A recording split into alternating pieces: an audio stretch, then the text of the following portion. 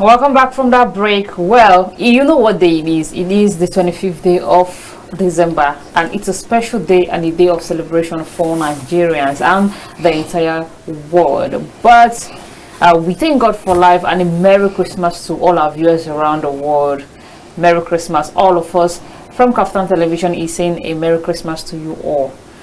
It is a thing of celebration. Why? In some way, it's a thing of mourning, because in a sad development, more than 50 people have died in three stampedes, where numbers are about 67 people, where 35 of them were children in Ibadan, the Oyo State capital, and about Okija in Anambra State, and the Federal Capital Territory, that is the FCT. Well, it's indeed a sad development, but in all, we still give thanks to God, and we are here to celebrate. And may the joy of the celebration, which is the Christmas, be with all of you out there. Well, this evening in the studio, we'll be talking about the stampede that happened recently in three parts of the country, which is the Oyo State, the Anambra State, and FCT. And joining me in the studio this evening to discuss that is Dr. Obayomi Olukayode Grigri, who is a security expert and an educationist. It's always a pleasure to have you join me in the studio. Good evening, sir. Yeah, thank you very much, Mercy. Thank you for having me. Let me begin by saying compliment of the season. Merry Christmas. Same to you. Yeah, because already you're looking the Christmas, and you're giving the Christmas already. Okay. Thank you. All right. Well, like I said, it's a time of celebration for Nigerians, and we still can understand due to the current realities. And due to the recent developments in the three parts of the country, which is the Oyo State, Anambra State, and the Federal Capital Territory, where some people have lost their life due to the incident of that happened during the sharing of palliatives. Now, help us make sense in all of this. This is a very sad and heartbreaking development. What would you attribute to this development?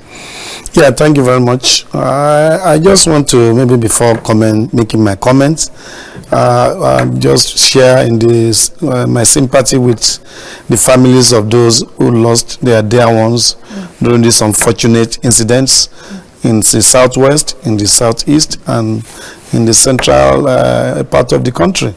It was really a very tragic one, and we pray that God will continue to repose the soul of the departed ones. Amen. And give succor to those their families and their friends. That's be as it may, I want to say it's a very tragic and heartbreaking reflection of the level of poverty, the level of penury, the level of want that is characterizing the Nigerian society presently. It's so tragic that when people start dying because they want to collect food to eat, it shows that the people are hungry. It shows that people are not happy. And it shows that this period that is supposed to bring joy and happiness to our homes is bringing what I don't want really to mention, sadness and sorrows. We have to sympathize with those who are the unfortunate victims of this very tragic and heartbreaking incidents all over Nigeria. The government to have sympathized with them, but it's just another clarion call on our government that we should try and look into things that will make life more comfortable. Nobody wants to be a beggar. It's like, to me, Nigerians have been turned to beggars, because this thing was not really very common in those days when everybody had one thing or the other to eat in our homes. But now that people are really hungry, it has really shown, and it's leading to the loss of innocent lives. It's really very tragic, and I pray that God will not allow it to happen in our country anymore. Amen. That's really our prayer, because it's indeed a very sad development. And like my guest has earlier said, we extend our condolences for the families of the deceased. May God console them. But now, moving forward, what do you think, or what would you suggest should happen, or what are the precautions that should be taken to prevent such occurrence again? Yeah, on the part of the organizers of this very laudable programs. It's a very laudable program. We want to share. It's a time to share with our neighbors, time to share the love of Christ with our neighbors and fellow human beings. Is good. It's a very good idea to share with people, and the organizers have good intentions, but this thing has turned ugly and it has turned gory, and it's really very unfortunate. So organizers of this event, either private or if it's by government agencies or by governments at different levels, should have good crowd control. They should have good crowd control so that as we are controlling, people can have their take and just go back to their homes peacefully without losing their lives. Apart from crowd control, organizers and should also think of maybe decentralizing the points of distribution, so that we don't unnecessarily centralize it, that will not generate an uncontrollable crowd that will lead to the death of innocent souls. So apart from decentralization, we should also think of other programming this distribution into different areas. Let people register before they come to collect, so that as they are coming, their names are on the register and they can take what they want to take and go back to their home peacefully and alive, instead of allowing us to stampede people to stampede themselves into other things. Also, on the part of the people, I want to recommend that we should also go back to our old ways of doing things. Let us respect ourselves and exercise something. I know a hungry person may not even think of integrity, may not think of, we are not supposed to be beggars. These things have turned Nigerians to be beggars. We are very honorable people with very high level of integrity. But it's like hunger has turned everybody to a beggar. People begging for money, people begging for food. So the people should also have the kind of level of respect for ourselves. Even in our state of hunger, in our state of want, in our state of penury, we should have respect for our human dignity. To me, at times the Yoruba people used to say it is better to die honorably than to make yourself look like a dispensable material. So people should also, when you are going there, if you need to go there, respect the arrangements. But a hungry man doesn't really know what it means, because they said a hungry man is an angry man. A hungry man doesn't really know what it means. Like, I mean, have you ever been hungry? Have you seen people who are hungry, people who barely feed? When someone goes a whole day without eating, the second day, what's the fate, or what's the guarantee that he or she will survive? So, but that's by the way. Now, how does this make you feel, knowing that after 64 years of independence, Nigerians could barely survive on palliatives? Does it look insulting in any way to you? Yeah, to me, it's as a country, I mean. Yeah, it's a failure of governance. It's a failure of leadership, right from independence. Not this present government alone. It has been an accumulating thing all over the years. If we have really experienced growth and development, real growth and development since independence, nobody will be going to queue somewhere in a beggarly way to be asking for palliatives or be asking for food. If our governments, right from independence, it's not this government alone, it's a failure of government, it's a failure of leadership right from independence, except those leaders in between this government that have really tried this. We know them. But majority of people that have been opportune to find themselves in a position of leadership, some of these people don't even, it's like they don't believe it's an opportunity to impact on the lives of the people. If not, after 64 years, how can, they give palliatives abroad, but it doesn't get to this ugly situation level. People go there because they need the palliative, but it's not as if they will so take it to the extent that they are ready to lose their lives. Look at the issue of spilling diesels and petrol all over when tankers have issues and they fall over. You see people go there, in spite of that, like this thing can even lead to their untimely death. They still go there to scoop either diesel, and that's to tell you the desperation. Because the hunger is so much, the level of hunger and penury and poverty is so much that people don't even care about their lives anymore. Like, let me just take this one, let me eat this one and die the next moment.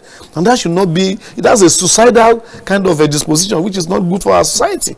So our government should have it from this present moment, and future government should think of what to do to let the people have food to eat. That is the basic thing we need. The function of government is for security and welfare. And welfare has to do with providing food for the people to eat. So we really want government to start thinking of how to go into local production of food. so that people will not be going to kill because they want to take a piecemeal of a palliative and they end up losing their lives. So this situation is so desperate. People are so desperate because hunger is not good. I have one day demonstrated how to go hungry, and it was really very terrible. I didn't know it was like that. you did a demonstration. Yeah, I did it. It was just a demonstration and not your reality. Yeah, so no, you can imagine the reality of those who terrible. are really hungry. It's terrible. It's not good. That is why a hungry man can do anything. They can even kill. So our government should look for a well-developed program for feeding the people. Like I said somewhere yesterday, a country that cannot feed itself is a country that is not in existence, because if there's problem from where you are importing this food and the other country decide to cut your supplies off from you, the people will go hungry and there will be problem, there will be disarticulation, destruction and dislocation of the system. People who can react when they are really hungry, when the majority are hungry. So this issue of providing food, government should go back to agriculture. We can feed ourselves. We have very good fertile land. We have very good crops. We have hybrid crops that can germinate within 3 months and give food to the people. The president promised cassava. He promised gari. He promised when we were doing election. We all remember his campaign that time when he was doing it. So he should provide us with gari, cassava, and everything so that people can eat. For being sandodo. Yes, so they should keep to their promise. Provide everything for the people so that we will not be going to stampede ourselves to death. Unfortunately, those people that die, not that they really plan to go and die there, but it happened coincidentally, and I'm sure most of them will be regretful if I had known I won't come here, and especially innocent children. It's such a very heartbreaking and very unfortunate situation. Oh. And I pray government will help us mitigate again so that it doesn't happen next year again. Because this has been the climax, because we have been having distribution of palliative, but we have never really had a kind of recurrent loss of life or stampede like we had this year. That is to tell you the level of hunger. Yes, it's so bad in the country. Yeah, it's there so is bad. Hungry in the land. The people are hungry. There is hardship. Things are difficult. Yeah. People barely feed. Very, very. That is the reality we are facing. Yeah. Okay, the federal government has given directives that going forward, security agencies should supervise the distribution of palliatives. Now, is this what our security agencies has been reduced to? I mean, I'm trying to understand if it's now a normal thing for us to live on palliatives, and has our security agencies been reduced to this level? Does it in any way sink any sort of reducing the security agency to you? No, since it has started leading to loss of life, so it's part of security. It has really added another level of assignment for the security agencies, because it has started leading to a norm that people survive on palliative. It's not normal. It's not good. To me, it's dehumanizing. And I can't imagine. In those days, our people have respect for their own dignity. They have respect for their integrity. But it's like you said earlier on, when somebody is hungry, you care less about anything. So you want to go there and get something to feed your stomach. So I think that is the level we have gotten in this country, and we need to really make a reverse the situation so that we can start having people that can hold themselves up, hold their heads up above water, and have some level of respect and dignity for their dignity and integrity. But it's really very bad. It has really showed the level of debasement of the humanity of some of our people. It has been, the people have been disbased totally. Nobody cares anymore. The people that went there, they know if I'm going to die, let me just eat the last meal and die. And that is not good for us. It's really showed the level of despair, the level of loss of hope that is taking place in our society. And government should be worried. Though government has made pronouncements, the president cancelled some of his outings yesterday, his assignments when the thing happened, and that was good to respect the souls of those departed ones. But in spite of that, in spite of all this open respect for the souls of the departed, we should also have concrete programs on ground. People are hungry. They have to get something to eat. And if we are doing that, but let us do it in a way that people will not be desperate. If many people are not there, it's because the number that went there were too many. Yes. I didn't mean it's just some little people that we used to have in those days that needed to go and take it. That needed sincere help. There will be no stampede. Because of the current yes. reality. But you will see well-dressed people you don't even expect to be at that location. They will be there. Even me that I'm saying, if it's peaceful, if it's safe, if I see where they're taking less, I will go and take now, because to lessen my trouble. Everybody's hungry. You really go. I will go, but you know, as an exposed and educated person and somebody's conscious of security, I will look at the environment. If it's not safe, but if it's safe, I will go and take my own bag now. Is it not help? I need help, and I'm sure everybody in this country needs help. Including you too, you need. I need. But you don't look like someone who needs help. I need, seriously. It's just packaging you are seeing. Oh my God. I need. If I get, I would eat it and give people around me. There are many people have been asking me for money for rice this Christmas. How many people will I satisfy? So it's a very bad situation, and we need to really look for solution to some of these serious. They are basic needs: food, shelter, and clothing. These are the basic needs of any human being. We were taught in the primary school in those days, food, shelter, and clothing. So to even clothe now is a big problem. To eat is a big problem. And the other things, shelters, most people don't have homes. So our leaders should be thinking of how to start meeting the basic needs of our people. Basic. I told you I demonstrated how to go hungry sometimes. I was washing my weight. I said, okay, today I was trying to wash my weight. So I started. Oh, it was a weight loss journey. Yes, and you couldn't even. You barely survived it. Let me tell you what happened. So funny. I never experienced hunger in my life, because although we're not from a very rich home, but at least we're able to get the 3 basic meals when we were growing. Okay. But recently I said, let me just watch my weight and control my weight. I'm not going to eat throughout today. I did it for 1 day. The second day I started. By the time it was getting to around 4 the second day, I started having this itching in my belly. Oh, I was having headache. I was having water was coming from my eyes. I was so uncomfortable. And I started saying, is this how people don't have food to eat for 3, 4, 5 days? Imagine. So the second day, I was able to carry it till around 8, 9, 10, 11. Around 12, I have to go to my kitchen and look for something to eat, because I couldn't cope anymore. That's just 2 days. And people will tell you, I've not eaten for the past 3 days. I've not eaten for the past 4 days. And it's not a joke. It's not a good experience to go through, my sister. It's really very, very, very excruciating and very painful. I have to break this thing, and I ate around 1 p.m. in the night that before I collapse, and people will say, what is happening to you? So it's just a little bit of a tip of the iceberg in terms of when you talk about when people are really hungry. It's not a very good experience at all. Not a good experience. So you can imagine people are desperate. They want to do anything to get food, at least just to eat. And it shouldn't be, because we are blessed. We have fertile lands. We have seedlings. We have seed. We have food items in every part of this country. It's just for the leadership to harness these resources and put them in proper perspective, so that they can impact positively on the level of our people. And let our people to cooperate with our leaders, because it's a two-way thing as far as I'm concerned. As we are blaming our leaders. Okay, cooperate with our leaders. How do you mean, and what do you mean? Like I said, look at people today, like I normally say, followers today are leaders of tomorrow. When we are following, all of us will be complaining. But by the time we have opportunity to get there, to lead, then we will not go the other way. We forget that we are suffering together. So we that are followers today should start learning how to impact on the life of the follower or the people. It's not just when you get there.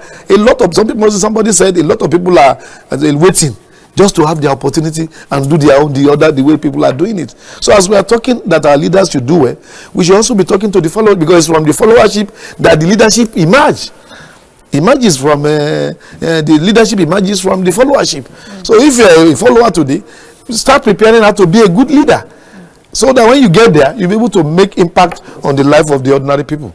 So it's a two-way thing. Let's talk to our people too. And others, there are those I call small managers. Because we are talking about politicians, presidents, ministers, governors. There are many small managers in different sectors, at different levels of our economy, of our society, that the activities are so notorious that some of them are terrible than the leaders we know, the governors and some of these people we talk about every day.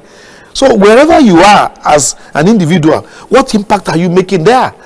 What are you doing to show that you have sympathy, you have empathy, you have feelings for your fellow human beings? So it's not the leaders up there that we see every day. There are small, small managers. I call them small, small managers on our streets, in our areas, in our clubs, in our associations. What are you doing in our unions? What are you doing? That's my question. What are you doing differently? Yes, differently from what you think. So that by the time you get up there, maybe you two will be worse than those who are there. So we should, as individuals, we should try and impact positively on the life of those for whom we are pretending over. Because like we have unions, we have estate associations, we have clubs. This is what people do at this level, even in the churches. It's so annoying that you say, why are we criticizing those who are doing it? Because they are exposed. What are you doing at your own level? That's not the question I normally ask myself. Anywhere I am, when we start criticizing our leaders, yes, they need to be criticized. They need to be asked to do the right thing in the interest of the people. But what are you doing at your own level? That's my own question. Because if you're at a particular level today and you're not doing it right, what gives us assurance that by the time you get there, you are not going to be worse than those you are criticizing? Yeah, and so we really have to examine ourselves, especially at this time of Christmas. We should learn to make sacrifice. We should learn to support, share with other people. Let us share the little we have with other people so that life can be better. To me, life is not interesting when it's only you that is enjoying. When everybody is happy, it is better. The more, the merrier. That's my own belief. Thank you very much. Yeah, thank you. Again, I want to understand, having known that Nigeria is a blessed country, Nigeria is a blessed country, we literally can say that Nigeria is a blessed country. We only have one problem, which is leadership problem. We've seen countries that suffer natural disasters, which Nigeria is an exception to. Nigeria has never barely suffered natural disaster like every other country. Good weather, everything. It is indeed a blessed country. But despite being a blessed country, and how do you think this incident, this stampede incident, would place Nigeria in the global and international list? How do you interpret how the global world sees Nigeria now? No, it's going to definitely put us in bad light all over the world, because nobody, I'm sure presidents and other people all over the world, other leaders all over the world must have been sending messages of condolence to our president, trying to sympathize with him with what happened. But it's not going to put us in any good light. But that be as it may, it is not it's something that came up because of serious laxity or as such. It's just a natural event that can happen anywhere. All these countries all over the world. I want to disagree with that, because it's not a natural event that can happen anywhere. Because we've seen people go for palliative, we've seen people, organizations do, but we've never seen this huge number of crowd, and that is to tell you the current reality on ground. And now when the economy is bad, who do we hold responsible? We hold the federal government responsible. Because if the economy or the current reality wasn't this bad or isn't this bad, it will not happen. The number of people who went there wouldn't have have been less. It was never like that in past years. I tend to it's true to some extent. What I was just trying to say was that the way it is, nobody planned that it should happen the way it happened. The organizers, either government or private individuals, had good intentions. So, and when you have good intentions over whatever you are planning or you are executing or a program, we cannot really blame you. It's an accidental thing. That's what I was trying to say. It's accidental. It was an emergency that came off, an unforeseen circumstance that came up from a planned program, a well-planned program. But because, like you said, there is so much poverty, so much penury, so much want in the land, that was what led to it. And we should still blame our government, and we should also blame our people, like I said, because once you know that the thing is becoming uncontrollable, a normal person will leave.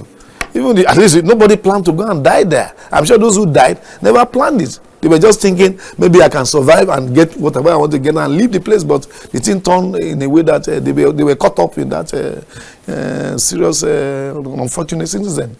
So we should still continue to appeal to our governments, appeal to our people too. When you see circumstances that are not too palatable, circumstances that are not too secure. Who should bear more of the blame of this incident? It's the organizers and government. No, see, the source is in poverty. because there is so much poverty, so much want, and so who much. is responsible for so much poverty in the land? It's the government. Yeah, it's the government. I agree to some extent, but what about the people too? The people too should be blamed, because there are times government would do, because I like to be objective in my analysis. There are times government will do good things. We say they are not doing well, but at times they will do good things, and the ordinary people will go and turn it into another thing. Imagine when bridges are built. Look at the Niger bridge, the second bridge, when it was being built under construction. People went there and removed the steel that was used on the bridge before it was completed. Is that government?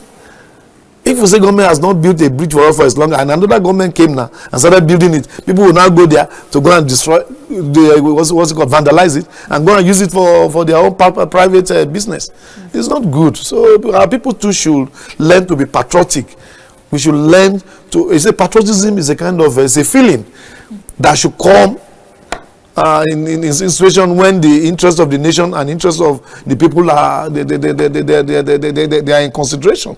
So people too should learn to be more patriotic. We should learn to be more nationalistic in our thinking and in our activities, so that the government too can be well disposed towards alleviating the people from the poverty and the penury in our land. All right. Okay, thank you so much for your analysis. But moving forward, what are the basic things you think the government should do to alleviate poverty? We know the government cannot eradicate all the problem at once, because we are faced with so many problems as a country. We have the insecurity, we have food security, and so many things. But what do you think are those basic lookout that the government should put in place, fix, like as urgent, like as an urgency to, elevate people from poverty? Yeah, like the year is going to an end. We are entering a new year. Government should have its own schedule, its own program of alleviating and impacting positively on the livelihood of the ordinary Nigerian. This can be done if I'm to summarize, the idea of diversification. We have relied so much on crude oil for over 3 decades in the life of our country. Government has been talking about this, what's it called? Diversification of the economy. We should look deeply into agriculture. That's an area where we have comparative advantage over many other countries around us. We are blessed with good and fertile land flowing with milk and honey. We have good seeds different kind of seeds and food items that can be planted all around the year in every part of the country. Both dry season and rainy season cultivation should be adopted. And through going back to agriculture, unemployment will be reduced. Let government come up with a very clear-cut policy of going back to the land. We have a lot of people who are educated people who are unemployed. Let us train them. Let us have agri-settlement.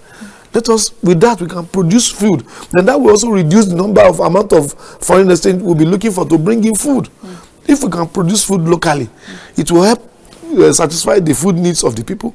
It will help in the area of unemployment. All our graduates roaming about the street, let them be settled in agri-settlement, farm settlements, like it was done in those days in the east, in the north, in the southwest. We have youth roaming the street. It can help us curb poverty. It can help us curb food scarcity. It can help us curb unemployment. It can help us even curb insecurity. Because when the people are engaged, the young people who are engaged in kidnapping, those who are engaged in insecurity, other crimes, once they are engaged, gainfully employed, they are gainfully engaged, they will not have problems in engaging themselves in criminal activity. So it's going back to the land, to our farmland, will help produce more food, will help save foreign exchange because we need money to be importing food, and it will also help in the area of unemployment, and it will also help in the issue of security, because then all these ungoverned spaces, all this cultivated land all over the place, this ambitious forest should be turned into agricultural farmland so that we can produce more.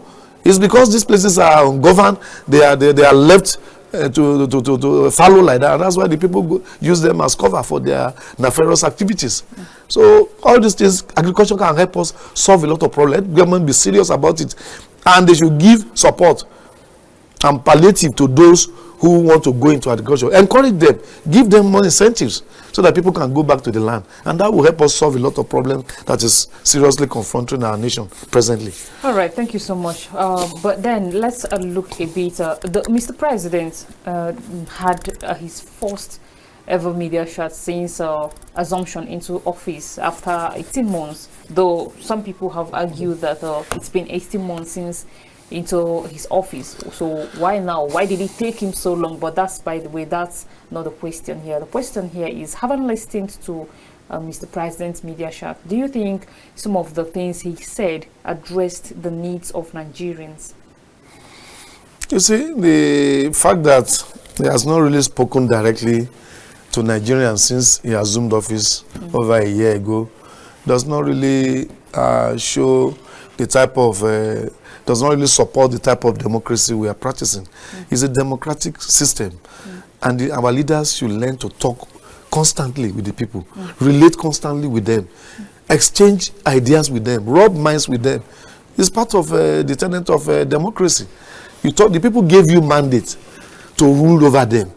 Then you must be talking to them as you are ruling. Explain certain things, because there are certain things that the president will say that will make more meaning than ministers or other government functionaries will say. They said, you are not the one that was giving, the minister was not the one that was giving mandates.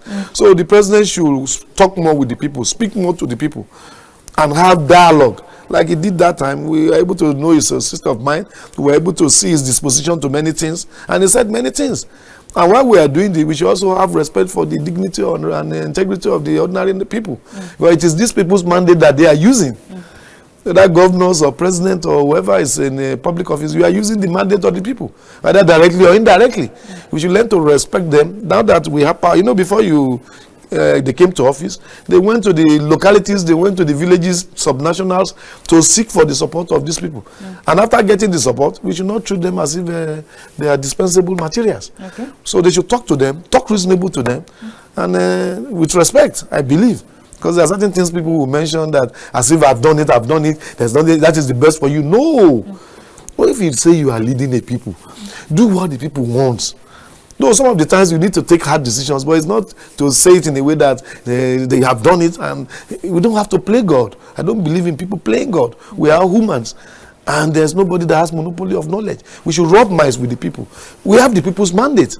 So if you can go to them during electionary campaigns to ask for their support, why not go back to them that what I'm doing, a kind of feedback, that what I'm doing, are you pleased with it? And if people are saying they don't want something, government should look for a way to kind of accommodate people's protest, people's demand on certain matters, not to play God as if I've done it, and there's nothing anybody can do. All these things are ephemeral. They have time limits. And then by the time you leave the place, another person will take over. So we should not see it as if we are overlords, or we are emperors over the people. No, we have this is democratic dispensation. It was the people that gave you the mandate to go there, and we should learn to talk with respect, with dignity, and respect for the people. It's the people that own that power. You are just there to represent them. So, but it said many things that were good. I mean, the president.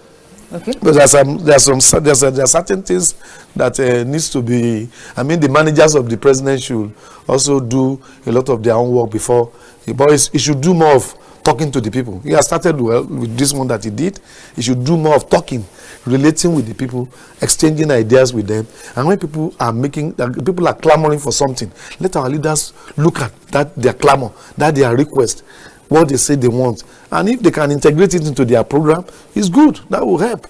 So that's the way. Why do you think it took Mr. President this long to speak, at least?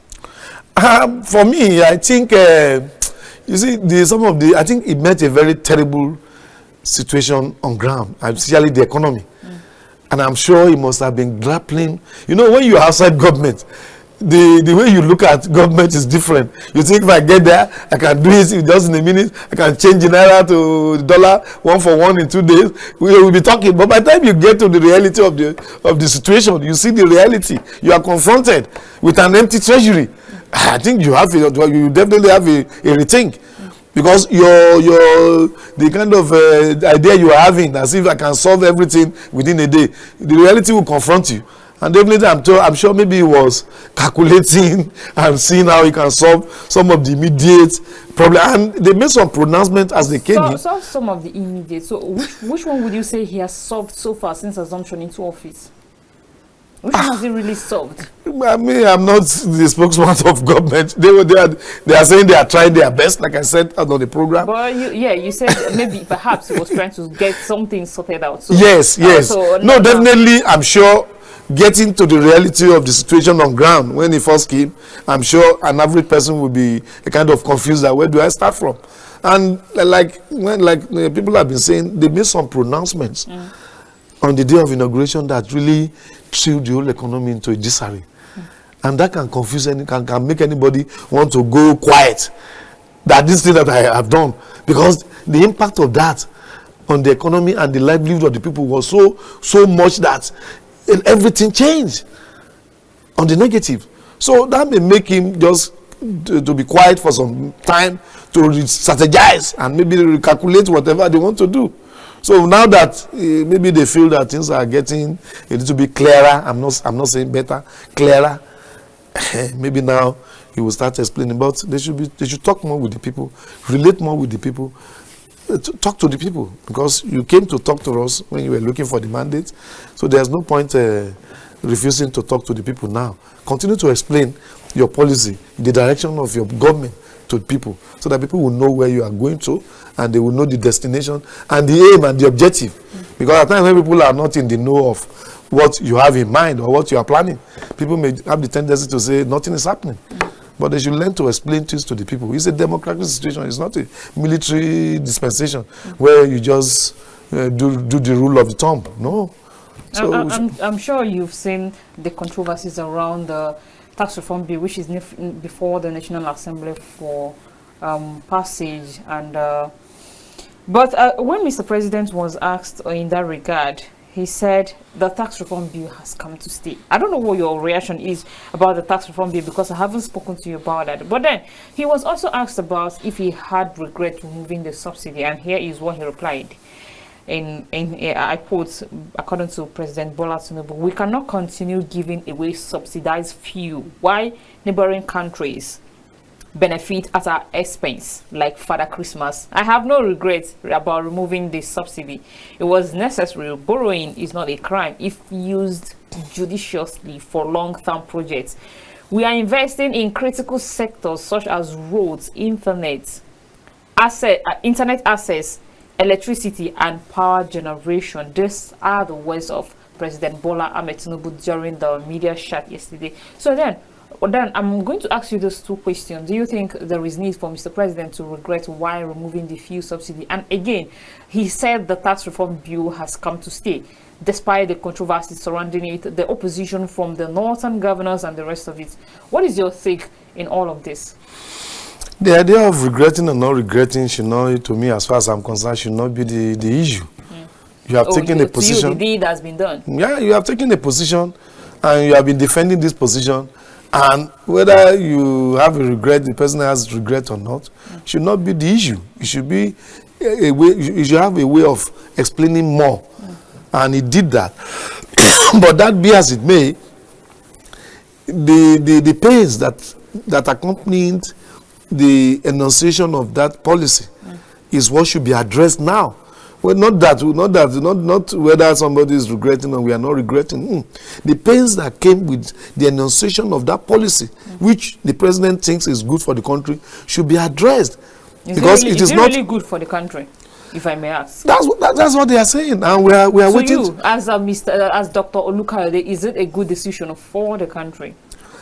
As far as you mean the removal of the first subsidy? Yes, and the tax reform. Yes, he said it has come to stay. Yeah, if you look at all the presidential candidates, all of them made us to believe that they definitely have to remove the subsidy. So it means it's not good for us as far as the present economy is concerned. That it was a waste. That time they were just wasting money on subsidizing, because some people are not, the ordinary people were not getting the benefits. So let's agree that removal of subsidy would have been done by any other of those other candidates if they had a match. But my own take is, if you think this thing is good and is going to lead us to the promised land, it's going to be better in future, the pains that have come with it should be addressed. We shouldn't just leave it. If you don't address it, the people are losing hope. That where's the solution? Where is it going to lead us to? So it is not to be saying that whether we regret or we don't regret. To me, the action has been taken, and it has been taken. So we should now look for how to address the pains, the troubles that came with this policy. And I'm sure government must be making traffic efforts, if they really have the love of the people at heart, to lessen the pains that accompany these policies. Then on the tax reform policies, or the tax reform bill, I think every government has its own way of addressing issues. And this particular one is one that I think I listen to the proponents of these things, those who are in the committee that proposed this bill. And I think they have some reasons, some of them in the interest of the ordinary people. But it's like they are politicizing the thing. Because the way the northern governors are against it, as if it has its own good side and the bad side. Okay, but then have you gone through the tax reform bill? Yes. You studied it. Do you think it's of any benefit to the common Nigerian? There are some benefits. All right. There are some benefits depending. You see, the problem of politicizing everything in this country is the problem we have with that bill. Some people are thinking that because the what's it called now? The one that is coming from Lagos, this tax, what do they call it? VAT. VAT. That some states in the south will get more, some in the north, the headquarters of some of the companies that are paying the tax because they are in Lagos. It doesn't matter because the consumers are somewhere in the north, somewhere in the east, somewhere in the central part of the country. You see, these are considerations. You see, there's no policy that can be perfect in its entirety. It's not possible. But the way I saw it, because I really studied that thing, is that it's going to bring some benefits which is coming, and it's also going to not pay some people, because it's a kind of rearrangement of the way taxes are generated and revenues are generated and also disbursed. It's just a restructuring of that the system. So it's not going to, some people that have been benefiting before may not benefit more, but they will benefit in other areas. But be that as it may, our leaders should have a kind of compromise. They should have a meeting point, so that we don't dissipate so much energy in this particular thing. Let's look at the good side, and harness the good sides, and the bad one, like they are doing now. Let them, if there's anything that is not going to be beneficial to anybody, let them address it, and let us come out with a very good tax reform. Don't let us throw away the baby with the bathwater. There are some benefits that I think to the common man. All right. Thank you so much for being with me in the studio this evening, Dr. Olukayode. It's been wonderful having you around. And viewers, this is where we draw the curtain for today's episode on Spotlight with Mercy. Thank you so much for sticking around with us, and thank you for watching. Keep watching Captain Television and have yourself a wonderful Christmas celebration. Happy Christmas, everyone. Stay tuned on Captain Television. Bye for now. Thank you very much.